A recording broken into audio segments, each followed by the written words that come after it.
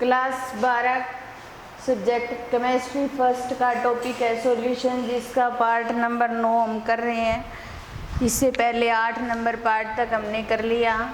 और आज का जो हमारा टॉपिक है वो क्या है? अणुसंख्यक गुणधर्म। क्या है? अणुसंख्यक गुणधर्म। अपने क्या करते हैं? विलयन बनाते हैं। और विलयन बनाने के लिए किसकी ज़रूरत पड़ती है?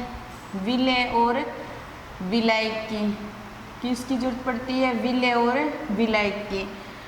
तो अपने क्या करते हैं? विलय को विलायक में डालते हैं, और विलय को जब विलायक में अधिक मात्रा में डालते हैं तो क्या कौन सा विलयन बन जाता है? तन्नु विलयन। क्या बन जाता है? तन्नु विलयन या डाइल्यूट सॉल्यूशन। तो अपने ऐसे कह सकते हैं कि तन्नु विलयनों के वे भौतिक गुण जो विलय के कणों की संख्या पर निर्भर करते हैं, विलय के कणों की संख्या पर निर्भर करते हैं। क्योंकि तन्नु विलयन बनाएंगे तो उसके अंदर विलय के कणों की संख्या अधिक होगी, और इसीलिए विलय के कणों की संख्या पर निर्भर करेंगे, न कि उसकी प्रकृति पर। क्या होता है? न कि उसकी प्रकृति पर। तो इस तरीके के जो गुणधर्म होते हैं वो कौन से गुणधर्म होते हैं? अणुसंख्यक गुणधर्म। तन्नु विलयनों के वे भौतिक गुण जो विलय के कणों की संख्या पर निर्भर करते हैं, न कि उसकी प्रकृति पर, वे गुण होते हैं अणुसंख्यक गुणधर्म। तो हमारे सॉल्यूशन वाले चैप्टर के अंदर टोटल अणुसंख्यक गुणधर्म दिए हुए हैं, हमारे सिलेबस के अंदर है जो, वो है 4 प्रकार के। क्या है? 4 प्रकार के। पहला आता है वाष्प दाब में आपेक्षिक अवनमन। वाष्प दाब में आपेक्षिक अवनमन पहला जो अणुसंख्यक गुणधर्म है। दूसरा आता है क्वथनांक उन्नयन। दूसरा कौन सा है? क्वथनांक उन्नयन। तीसरा जो है वो कौन सा है? हिमांक अवनमन। कौन सा है? हिमांक अवनमन। और लास्ट परासरण दाब। क्या है? परासरण दाब। ये 4 अणुसंख्यक गुणधर्म हैं सॉल्यूशन वाले चैप्टर के अंदर, हमारे सिलेबस के अंदर दिए गए हैं। इन अणुसंख्यक गुणधर्मों को हम पूरे डिटेल में पढ़ेंगे, जिसके अंदर आज हम जिस अणुसंख्यक गुणधर्म की बात कर रहे हैं वो क्या है? वाष्प दाब में आपेक्षिक अवनमन। आपेक्षिक अवनमन। अवनमन का मतलब कम होना, घटना, कमी आना। इसलिए वाष्प दाब में आपेक्षिक अवनमन का मतलब होता है वाष्प दाब में कमी आना। यहाँ पर अपने क्या करते हैं? विलय, विलायक प्लस विलय लेते हैं, विलयन बनाते हैं।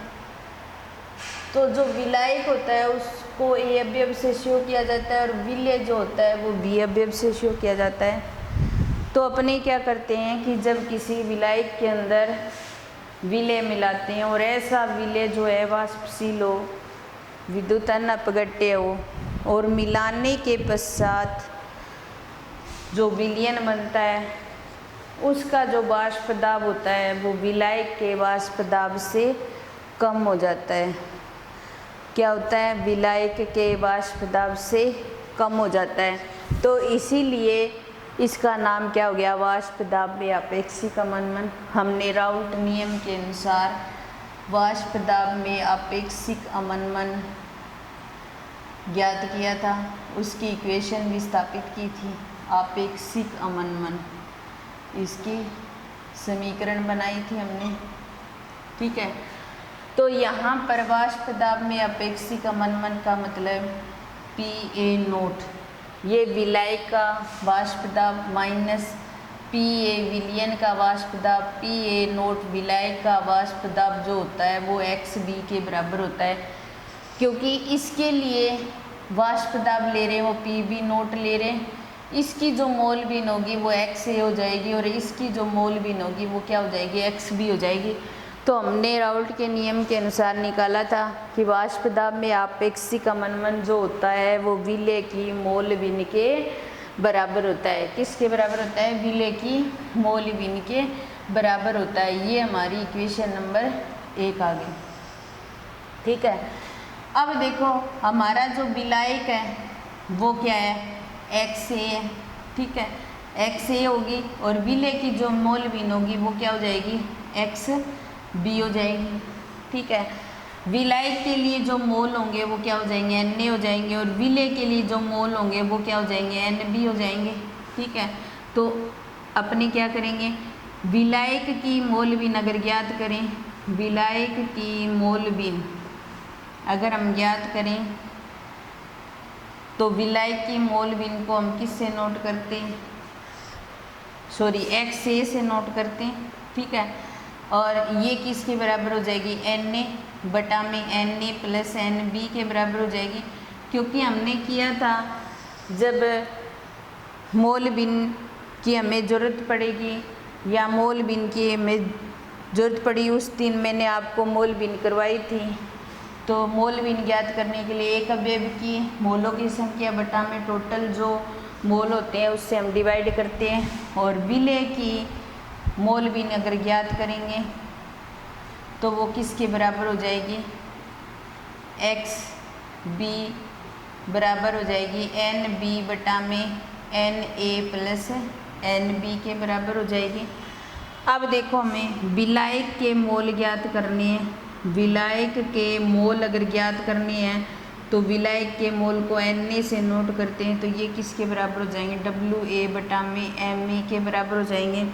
और अगर विलय के मोल ज्ञात करना है, विलय के मोल ज्ञात करना है तो विलय किसके लिए लिया है? B के लिए लिया हुआ है, तो WB बटा में क्या हो जाएगा? MB हो जाएगा। इस तरीके से ज्ञात कर सकते हैं। अब देखो इक्वेशन 1 से हम इक्वेशन 1 की बात कर रहे हैं। जो इक्वेशन हमने निकाली है वो क्या बोल रही है कि वाष्प दाब में जो अपेक्षिक अवनमन जो होता है वो विलय की मोल बिन के बराबर होता है।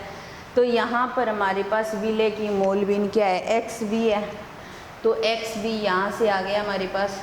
इस मान को वहाँ रख देंगे इक्वेशन में, तो हमारी जो इक्वेशन होगी वो ये आ जाएगी PA बटा में PA नोट। एक बार मैं यहाँ पर ये भी बता देती हूँ, PA नोट जो है वो विलायक का वाष्प दाब है, विलायक का वाष्प दाब है। ठीक है, और PA जो है वो क्या है? विलयन का वाष्प दाब है। वैसे मैं करवा चुकी हूँ ये चीज़ राउट के नियम के अकॉर्डिंग, पीछे ये इक्वेशन भी स्थापित कर चुके हैं हम। ठीक है, तो PA नोट तो विलायक का वाष्प दाब, PA विलायक का वाष्प दाब, विलयन का वाष्प दाब हो जाएगा बराबर XB की जगह हम इस वैल्यू को रख देंगे, तो क्या आ जाएगी? NB बटा में क्या आ जाएगी? Na plus NB। इतनी बात आई समझ में? फिर अपने क्या करेंगे? इन मान को रख देंगे, तो PA नोट माइनस PA बटा में PA नोट बराबर ये आ जाएगा WB बटा में MB, यहाँ आ जाएगा WA बटा में MA प्लस में WB बटा में क्या आ जाएगा? MB, ये आ जाएगा। क्योंकि हम क्या कर रहे हैं? विलायक की मोल बिन ले रहे हैं अपने। तो यहाँ पर हमने क्या किया है? विलायक की मोल बिन के बराबर कर दिया, और विलायक की मोल बिन के बराबर करने से यहाँ पर जो वाष्प दाब में अपेक्षिक अवनमन था वो विलय की मोल बिन के बराबर आ गया। अगर अपने इसी चीज़ को क्या करें? तनु विलयनों पर लागू करें। क्या करें? तनु विलयनों के ऊपर लागू करें इस चीज़ को, तो अपने क्या कर सकते हैं? तनु विलयनों पर जब लागू करेंगे तो जो हमारे पास में जो W यहाँ पर क्या करते हैं? तनु विलयन ले रहे हैं, तनु विलयनों पर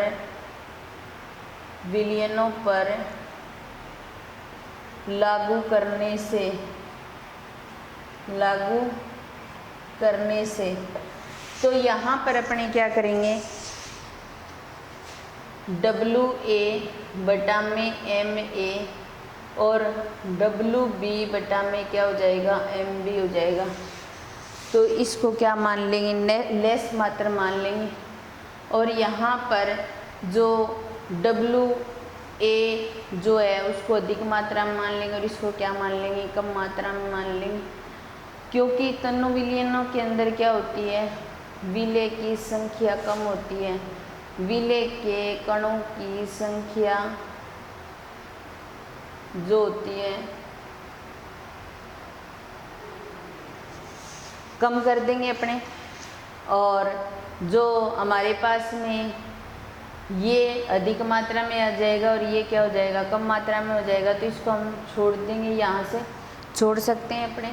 तो ये आ जाएगा P A note minus P A बटा में क्या आ जाएगा, पी ए नोट बराबर आ जाएगा डब्लू बी बटा में एम बी, और यहाँ पर क्या करेंगे, डब्लू ए बटा में क्या हो जाएगा, एम ए हो जाएगा।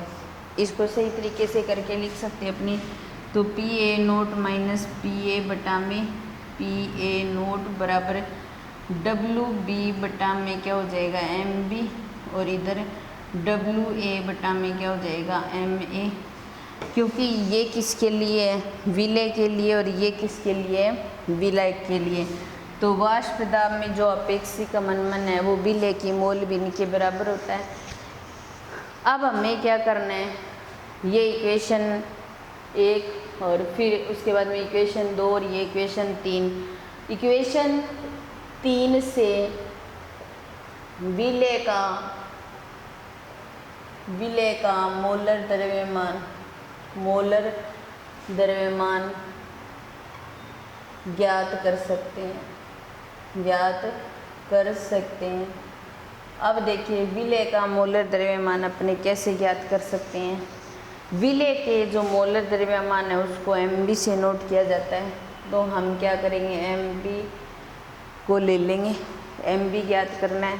उसके बाद में इनकी क्रॉस मल्टीप्लाई कर देंगे, जो इसके साथ मल्टीप्लाई में होता है वो हमेशा नीचे आ जाता है और दूसरा कहाँ चला जाता है, ऊपर चला जाता है। तो यहाँ पर एम के साथ ये मल्टीप्लाई में, तो डब्लू ए आ जाएगा ये, और ये दोनों ऊपर आ जाएंगे, डब्लू बी इंटू में एम ए, ठीक है, और इंटू में ये इसके साथ में आ जाएगा, तो पी ए नोट और P A note minus P A, ऐसे कर सकते हैं। ये इक्वेशन अप्लाई करके हम और विलय का मोलर द्रव्यमान ज्ञात कर सकते हैं। इसके अंदर क्या होता है, न्यूमेरिकल आएगा तो वो इस तरीके से आएगा कि आपको विलय के पदार्थ की मात्रा दी होगी, ठीक है। विलय का मोलर द्रव्यमान ज्ञात करने के लिए कहा जाएगा, ये बताया नहीं जाएगा कि कौन सा पदार्थ है और उसको कौन से विलायक के अंदर घोला जा रहा है, ठीक है। तो जिस विलायक के अंदर घोल रहे हैं उस विलायक का तो नाम बता देंगे कि जैसे इस पदार्थ को हमने क्या किया, इतने 240 ग्राम पानी के अंदर घोल लिया या जल के अंदर घोल लिया, ऐसा कर सकते हैं। तो यहाँ पे डब्ल्यू ए विलायक की ग्राम में मात्रा, ये विलायक का मोलिकुलर वेट हो गया, ये विलायक का वाष्प दाब, विलायक का वाष्प दाब और विलयन का वाष्प दाब, ये सारी चीज़ें आपको उस न्यूमेरिकल के अंदर दी होगी। और आपसे सिर्फ क्या पूछेंगे, विलय का मोलर द्रव्यमान पूछेंगे। क्या पूछेंगे, विलय का मोलर द्रव्यमान पूछेंगे। तो आप विलय का मोलर द्रव्यमान इस इक्वेशन के द्वारा ज्ञात कर सकते हैं। तो ये था वाष्प दाब में अपेक्षिक अवनमन। राउल्ट के नियम के अनुसार वाष्प दाब में जो अपेक्षिक अवनमन के लिए हमने ये इक्वेशन विस्थापित की थी, वाष्प दाब में अपेक्षिक अवनमन विलय की मोल बिन के बराबर होता है, ए विलायक वी विलय। तो विलायक के लिए मोल बिन एक्स बी और मोलों की संख्या एन हो जाएगी, विलय के लिए एक्स बी और ये एन बी हो जाएगा। विलय के मोल बिन ज्ञात करनी तो एक्स ए बराबर एन ए बटा में N A plus N B, विलय की मोल बिन ज्ञात करनी तो एक्स बी एन बी बटा में N A plus N B, विलायक के मोल एन ए डब्ल्यू ए बटा में एम ए, और विलय के मोल जो एन बी डब्ल्यू बी बटा में एम बी हो जाएगा। और इस तरीके से ये वैल्यू रख देंगे, हमें इक्वेशन नंबर 2 प्राप्त हो जाएगी। फिर हम मोलों की संख्या को रख देंगे, ये रख दिया हमने। फिर उसके बाद में इसको तनु विलयनों पर लागू करेंगे, तो इसको लेस मात्रा मान करके छोड़ देंगे और बाकी की इक्वेशन नंबर 3 आ जाएगी। इस इक्वेशन 3 से एम बी को इधर ला करके हम बी लेके मोलर द्रव्यमान को ज्ञात कर सकते हैं। तो ये था हमारा वाष्पदाब अपेक्षित अवमंदन जो कंप्लीट हो गया है। और आज हम इसी वीडियो को यहीं समाप्त करते हैं। धन्यवाद।